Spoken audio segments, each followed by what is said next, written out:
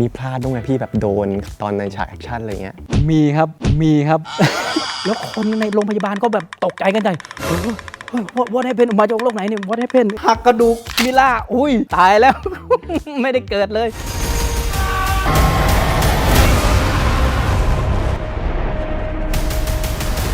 PICHAYA สวัสดีครับยินดีต้อนรับ YouTube นะครับยินดีต้อนรับแฟนๆ YouTube ของช่องก๊อฟพิชยานะครับวันนี้นะครับก๊อฟจะพาทุกคนโอเควันนี้เป็นผู้จัดการส่วนตัวมาก่อนเพราะว่าพี่แจงไม่มานะครับวันนี้นะครับก๊อฟจะพาทุกคนนะครับไปดูก๊อฟสัมภาษณ์ดารานักแสดงฮอลลีวูดนะครับเป็นไงล่ะกดกระดิ่งสิเราจะพาทุกคนนะครับมาสัมภาษณ์กับนักแสดงฮอลลีวูดเรื่อง Monster Hunter นะครับมีทั้งดาราฮอลลีวูดฝั่งอเมริกานะครับแล้วก็ดาราฮอลลีวูดฝั่งไทยนะครับนั่นคือพี่จาพนมนะครับแล้วก็มีมิลล่าโจวิชนะฮะแล้วก็มีผู้กำกับพอล แอนเดอร์สันซึ่งเป็นสามีของมิลล่าด้วยนะครับ You know what I'm talking about? Yeah. Yes ก็จริงๆแล้วเนี่ยก๊อฟเนี่ยเป็นแฟนของ Monster Hunter ด้วยนะครับเพราะว่าก๊อฟเล่นเกม Monster Hunter มาตั้งแต่เด็กเลย9 ปีที่แล้วเกือบ10 ปีได้ยังคิดอยู่เลยนะตอนนั้นว่าเฮ้ยมันน่าจะมีคนทำหนังนะเว้ยเจ๋งดีมันเป็น Open World เกมแรกที่มีสัตว์ประหลาดสุดยอดมากเดี๋ยวเราจะเอาคำถามบางคำถามที่เราด้วยความเป็นกิ๊กนะฮะเป็นแฟนคลับของเกมนี้เราจะลองมาถามร่วมกับดูด้วยแล้วก็ถามมิล่าดูด้วยนะครับตอนนี้นะครับเป็นเวลาประมาณแบบ5 โมงกว่าเกือบ6 โมงแล้วเมื่อเช้าเนี่ยก๊อฟตื่นมาประมาณ7 โมงนะครับมาแต่งตัวทำนั่นทำนู่นทำนี่เพื่อสัมภาษณ์มิล่านะครับแล้วก็ร่วมกับนั่นก็คือพอล แอนเดอร์สันนะครับเป็นการสัมภาษณ์ครั้งแรกของก๊อฟผ่าน virtual เลยครับใช้ซูมนะครับสัมภาษณ์กับเขาลึกลักมากคือแบบเข้าไปซูมเจอทีมงานคนนึงทีมงานส่งต่อเข้าไปห้อง hospitality เจอทีมงานอีกคนนึงบวกกับสื่อต่างประเทศหลายๆสื่อที่รออยู่ในห้องเดียวกันจนสุดท้ายก็ก๊อฟได้เข้าไปในหน้านั้นมีมิลล่าแล้วก็มีทีมงานอีกคนนึงเนี่ยกว่าเราจะได้เข้าไปก็โหวุ่นวายมากครับเอาเป็นว่าเดี๋ยวย้อนกลับไปตอนเช้านะครับไปดูกันว่าก๊อฟไปสัมภาษณ์มิลล่าโจวิชนะครับกับพอล แอนเดอร์สันยังไงไปดูกันครับสวัสดีทุกคนนะครับอันนี้เป็นกอล์ฟเวอร์ชันเช้านะครับตอนนี้เนี่ยเดี๋ยวเรารอการเข้าไปคุยกับมิลล่ากับพอลนะครับที่เป็นร่วมกับอีกประมาณ20 นาทีเราก็จะมาอยู่ตรงนี้นะมีกระดาษเตรียมไว้มีคนรออยู่อันนี้จะเป็นทีมงานที่อเมริกานะฮะเขาก็รอส่งเราเข้าไปในห้องดูดิเยอะแยะไปหมดเลยเขาจะตั้งกล้องไว้ตรงนี้ให้ดูมุมหนึ่งของการสัมภาษณ์นะครับนอกจากมุมที่เขาอัดไว้ให้เพราะว่าเขาไม่ให้เราอัดหน้าจอเองนะครับเขาจะอัดมาให้แล้วส่งมาให้เราภายใน24 ชั่วโมงหลังจากที่เราสัมภาษณ์เขาเสร็จ Hello Hi Paul สวัสดีครับ I'm Golf Pichaya from Thailand Lovely to see you. How are you doing? Excellent. Right. Thanks for your time and thanks for your interview. Just want to ask, how do you feel right now that the movie is ready to be shown to the fans from all around the world? Well, I'm really excited. I mean, it's been a long journey for me. 12 years ago when I played the video game that inspired the movie, and I saw these incredible landscapes and these huge giant creatures and really fell in love with the epic scope and scale of the game and fell in love with the idea of turning it into a movie. So it's been a kind of long journey and a real passion project for me. So I'm, very excited that people finally get to see it. Really excited as well because I'm a fan of Monster Hunter myself, and I've been playing the game 9 years ago. Was it hard for you to get the project started, kickstart with Capcom? Because I used to work with a Japanese team before, and I know that they are very detailed about everything, every precise details. Yeah, definitely. I mean, they are very, very detail oriented, which I think is a good thing. I fell in love with the world of the game and the world that Capcom had created. And,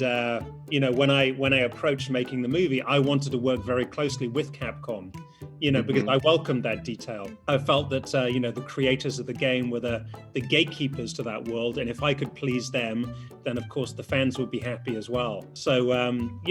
while they provided a lot of hurdles for me to jump over, I would jump over those hurdles because I think it's made for a better movie. I know for a fact that the fine detail and all the creature design, the way the creatures sound, the way the weapons look, the way the armor look, it's all completely spot on, and it's all very, very accurate because it's had the approval of the people who actually created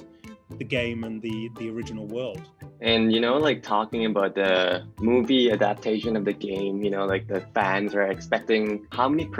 of the elements of the games do you think you added into the movie? I think the game is in the DNA of the movie. I think you can't watch Monster Hunter and not realize that the people who made the movie know a lot about the games. You know, the production design of the sets, the look of the landscapes, the look of the creatures, the sound of the creatures, just everything about it, the characters from the game as well. You know, we tried to be as accurate as we possibly can. I was talking to a Japanese actress, Hirona, earlier today, who plays the handler.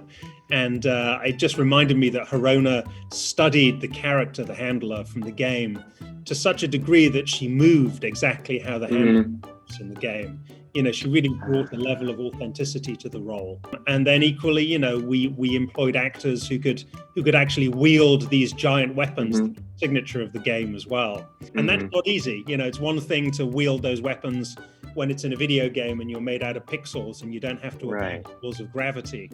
But, you know, when you're a real flesh and blood being and you have to wield those weapons, it's not easy. But, you know, we hired actors who were good enough for the job, you know, who could really deliver. Okay, thank you so much. I think my time is almost up, and I just want to say I'm a big fan of Monster Hunter, and I can't wait to see it. Great. Thank you so much. Thank you. Thank you, Paul. Thank you. Bye-bye. Hi, PICHAYA. Hello. Hi, Milla. How are you doing? I'm good. Thank you. How are you? I'm good. Thank you. Are you excited? Are you kidding? I mean, definitely. You know, it's been quite a long time since we made this movie, and you know, it should have been out already. So it's exciting to introduce it to people. I heard you have to go through special training with the Rangers of the U.S. military. Well, yes, because my character, Captain Artemis, is a female Army Ranger. So I was able to meet a real Army Ranger, a female Army Ranger, to prepare for the part, and became friends with her and interviewed her for many, many days to just, you know, understand like what drove her to become who she is and how difficult it was to get her Ranger tag. And it was just so inspiring because, you know, I've played many characters in the past that are very strong women that are superhuman. But these women that get their Ranger tags, they truly are superhuman for real. I mean, it's so difficult. Right. They have to have such mental and physical fortitude and endurance that it's just so inspiring for me. That's cool. Would we get to see, because I'm a fan of Monster Hunter myself, would we get any chance to see the chef cat? Well, I mean, yeah, are you kidding? Muscular Chef is in the movie. That's so cool. He actually flirts with me. He sends me a kiss in the movie. Oh, that's nice. So what did your son say about, like, you know, when the first time that you're gonna get to play in Monster Hunter? Well, I have 3 daughters, so. Oh yeah, I mean daughter, sorry. Well, you know, my eldest daughter, who's 13, she's never played the game, or well, she played the game with me a little bit. You know, I don't allow her to play video games very much at home. You know, she's just very proud of me and can't wait to see the movie. She hasn't seen it yet, but it's really great because it's something that she can see. I mean, Resident Evil is just great for her. But, you know, these movies are really fun and the kids can watch them too. So I'm really happy about that. So how was it working with Tony Jaa? Oh my gosh. I mean, Tony is really special. He's such a real life kind of superhero. He can do everything without wires. He's just like one of those people who's so friendly, so down to earth, but such a genius at what he does. And I have to say, even after 20 years of making action films, it was so humbling to work with him because I see a person that can do all of these stunts, like for real. Like he doesn't need help. He does everything in real life. And it's just, I've never seen anything like it. It was just unbelievable to work with him, to be able to share stunt sequences with him, to learn from him. Right. Amazing. Okay, so I think my time is almost up. Can you say a little bit in Thai and invite people to join to see the movie? How do I say it? So it's like this, like come and watch. So it's มาดู Monster Hunter กันเยอะๆนะ มาดู Monster Hunter กันเยอะๆนะ No, nah. Ganyet Yeah. Mandu Awesome. Monster Hunter Ganyet na. Thank you. That's awesome. Thank you very much for your time. Thank you. ทุกคนครับเวลามันสั้นมากคำถามที่เราเตรียมมาคือแบบโหนี่คือที่เราเตรียมมาบางข้อเราก็ไม่ได้ถามตอนแรกจะถามผู้กำกับว่าเฮ้ยจะได้เห็นแมวหรือเปล่าก็แบบไม่ได้ถามผู้กำกับก็เลยยกคำถามนี้ไปถามมิล่าแทนว่าจะได้เจอกับแมวไหมแมวที่มันอยู่ใน Monster Hunter ไม่แน่ใจว่าเรียกชื่ออะไรนะเราก็เลยบอกว่าเชฟแคทเพราะว่าเป็นแมวที่ทำอาหารมิล่าก็ตอบมาว่ามีแมวด้วยนะจ๊ะเดี๋ยวเย็นนี้เราไปดูหนังกันโอเคตอนนี้นะฮะกลับไปที่เวลาจริงโอเคกลับมาแล้วครับเป็นไงครับตลกมากเลยเว้ยคือเมื่อเช้าจะบอกว่าเราอะฟรีกเอานิดหน่อยกับการสัมภาษณ์ซูมคือไม่ได้ตื่นเต้นที่แบบเจอเขาเวอร์วังอะไรขนาดนั้นแต่ตื่นเต้นที่ไม่เคยใช้ซูมในการทำมีตติ้งหรือคอนเฟอเรนซ์อะไรแบบนี้แล้วแบบเป็นครั้งแรกด้วยก็เลิกลักนิดนึงจนลืมไปเลยว่ามิล่าเขามีลูกสาว3คนนะฮะถามเขาว่าลูกชายรู้สึกยังไงตายหาเขามีลูกสาว3คนแต่ว่าตอนนี้นะครับเรากำลังจะเดินเข้าไปเพื่อเดี๋ยวเราจะไปสัมภาษณ์พี่โคนิจาหรือพี่จาพนมนะครับทุกคนที่โรงหนังนะครับตื่นเต้นเหมือนกันนะเพราะว่าพี่จานี่ก็เป็นไอดอลหลายคนเลยนะฮะเราได้ประมาณ5นาทีต่อคนนะครับซึ่งมันนี้เป็น process ของดาราฮอลลีวูดแล้วที่จะให้เราสัมภาษณ์แค่5นาทีนะครับเหมือนตอนที่เขาไปสัมภาษณ์ทอมฮอลแลนด์ที่บาหลีนะฮะคนคิดว่าตัดต่อนะครับไม่ได้ตัดต่อมาแปะนะครับเราไปถามจริงๆนะครับต้องขอบคุณทาง Sony Pictures Thailand นะครับที่ให้โอกาสนี้กับผมนะครับตอนนี้นะครับได้เวลาที่จะเข้าไปสัมภาษณ์แล้ว I'm ready so you can go inside with me to wait inside เดี๋ยวเราจะเอาคำถามที่คิดว่าเราอยากจะรู้ในเชิงที่เราเป็นนักแสดงด้วยเข้าไปถามเขาด้วยนะครับได้5นาทีlet's go สวัสดีครับพี่จาครับผม สวัสดีครับก๊อฟครับ ครับมาจากช่องกอล์ฟพิชยะนะครับ ครับผม ก่อนอื่นนะครับก็จะถามว่าแบบรู้สึกยังไงที่ตอนนี้หนังกำลังจะออกแล้วมันเป็นเกมที่คนทั้งโลกรอคอยเนี่ย ตื่นเต้นมากครับแล้วก็ภูมิใจมากนะฮะที่ได้มีโอกาสได้ไปร่วมงานกับสตูดิโอที่ใหญ่แล้วก็โปรเจกต์ที่ใหญ่ตรงนั้นแล้วก็ที่สำคัญคือนักแสดงทุกคนเนี่ยตั้งใจแล้วก็โชคดีของเราด้วยคนไทยครับ สุดยอดมากคือจริงๆกอล์ฟเองเนี่ยเป็นแฟนคลับของเกมด้วยแล้วก็เป็นแฟนของพี่จาด้วยนะฮะ อ้าวขอบคุณมากเลยครับ ช้างกูอยู่ไหนอะไรอย่างเงี้ย คนที่ดูเกมต้องบอกเลยว่าต้องไปดูในหนังมันคนละเรื่องกันเลยนะครับถ้าคุณเล่นเกมนี่เป็นแฟนเกมอยู่แล้วแต่พอไปดูในหนังต้องดูที่ iMac เท่านั้นนะครับต้องดูที่จอ Wide Screen ใหญ่ๆมันจะได้อรรถรสทุกอย่างสวยมากอลังการ แล้วอย่างเงี้ยอย่างตัวกอล์ฟเองสมมติว่าก๊อฟเป็นนักแสดงด้วยอะไรเงี้ยแล้วคือก๊อฟอยากจะทราบว่าการถ่ายทำที่เขาถ่ายในฮอลลีวูดเนี่ยครับพวกสัตว์ประหลาดอะไรเงี้ยบางเรื่องก๊อฟจะเห็นว่าเขาจะมีการใช้แอนิเมทรอนิกที่เป็นสัตว์ประหลาดหุ่นยนต์ในเรื่องนี้มีบ้างไหมหรือว่าเขาเป็นแบบ CG หมดเลยทั้งเรื่องอะ มีบางซีนที่เขาใช้เมคานิกนะฮะแล้วก็เป็นข้างหลังเป็น CG เป็นกรีนเพราะว่าหนึ่งคือเรื่องของเทคโนโลยีวิชวลเอฟเฟกต์ของเขาเนี่ยแบบว่ามันทันสมัยมันคือเจ้าพ่ออ่ะคือพ่อมดเนี่ยในการที่จะสรรสร้างโปรเจกต์ไม่ต้องห่วงคือแบบว่าบัดเจ็ตอะไรพวกนี้เขาคือมันพร้อมทุกสิ่งทุกอย่าง แล้วพี่จาคิดว่าเรื่องนี้มันแตกต่างจากเรื่องอื่นยังไงในเชิงที่มันเป็น movie adaptation ของเกมอะไรเงี้ยครับเรื่องอื่นก็ทำเกมเหมือนกันอะไรเงี้ยความแตกต่างและความที่โดดเด่นออกมาจากเรื่องอื่นนะครับในเกมเนี่ยมันมีสัตว์ประหลาดมีนู่นมีนี่การต่อสู้ใช่ไหมครับแต่พอมาเป็นหนังเนี่ยเราเรื่องโดยความเป็นสตอรี่เป็นนักแสดงมีนักแสดงมิลล่าโจวิชใช่ไหมแล้วมีโทนิจาในการที่จะศิลปะการต่อสู้เราจะนำศิลปะการต่อสู้เนี่ยแบบไหนที่จะไปฆ่าสัตว์ประหลาดในตรงนั้นอ่ะผมว่ามันเป็นสิ่งที่มันแปลกใหม่และคนดูเนี่ยสามารถที่จะอินไปกับเรื่องแล้วก็ความท้าทายมากกว่านะความแปลกใหม่กับตรงนั้นระหว่างภาพยนตร์กับเกมแล้วแบบไอ้พวกท่าที่แบบมีความเป็นไทยอะไรเงี้ยพี่จาได้ผสมเข้าไปป่ะผมต้องบอกว่านี่แหละคือเราได้มีโอกาสได้ไปร่วมดีไซน์ในการโคโรกราฟในตรงนั้นด้วยในเรื่องของอาวุธนะฮะเพราะว่าอาวุธนี่มีเยอะมากเลยก็จะเห็นว่าเป็นดาบใหญ่มีพลองมีง้าวแล้วก็มีธนูใช่ไหมครับใช้แบบธรรมดาโลกไม่จำก็ต้องมีการครีเอทจะต้องใหญ่ต้องมีการครีเอทท่าทางที่มัน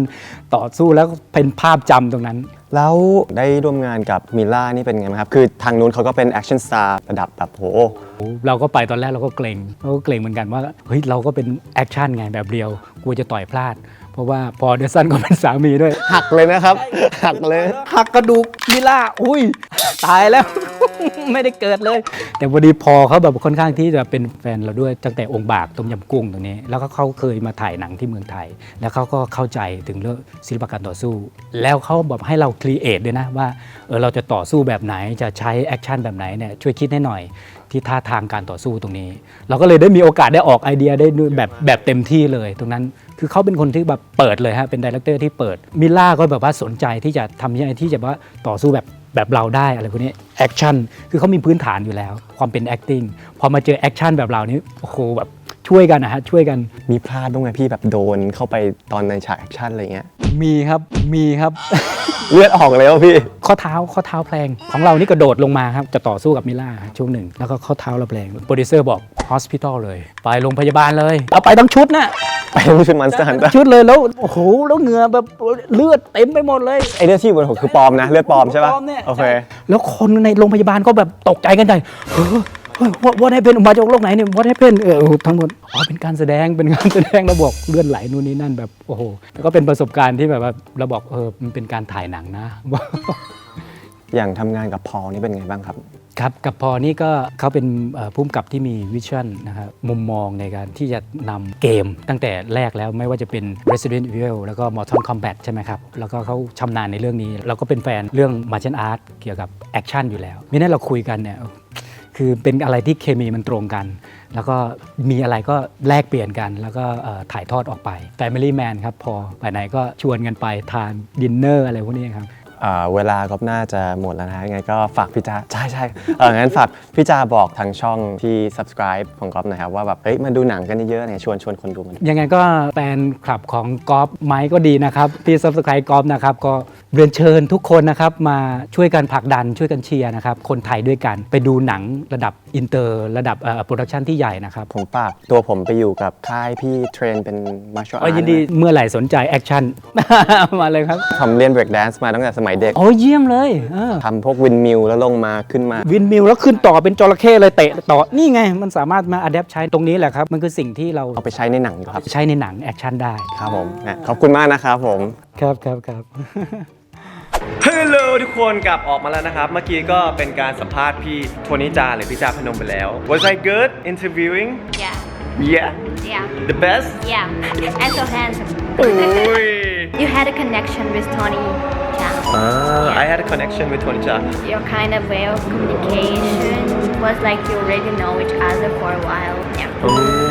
ก็คือจริงๆอ่ะหลังกล้องเราบอกพี่โทนี่จาว่าเฮ้ยรับผมเป็นเด็กในสังกัดได้นะครับผมชอบแอคชั่นเหมือนกันเผื่อพี่จาปั้นผมหน่อยเฮ้ยได้นะเว้ย break dance ผสมกับท่าต่อสู้ทำได้อยู่นะเว้ยเฮ้ยพูดเป็นเล่นไปเข้าไปดู IMDb เราดีวะโอเคเอาเป็นว่าก็ขอบคุณทุกๆคนวันนี้ที่ติดตามดูนะครับ Thank you guys for watching and enjoy นะครับก็ขอให้ปีใหม่นี้มีความสุขมากๆนะครับ And we're gonna go to watch a movie, huh? เย้เราไปดูหนังแล้วทุกคนโอเค Happy New Year นะครับทุกคนบายเฮ้ยเดี๋ยวก่อนกด subscribe ด้วย And like and share โอเค comment below. จะเร็วบายบายนะโอเคเร็วบายบายบาย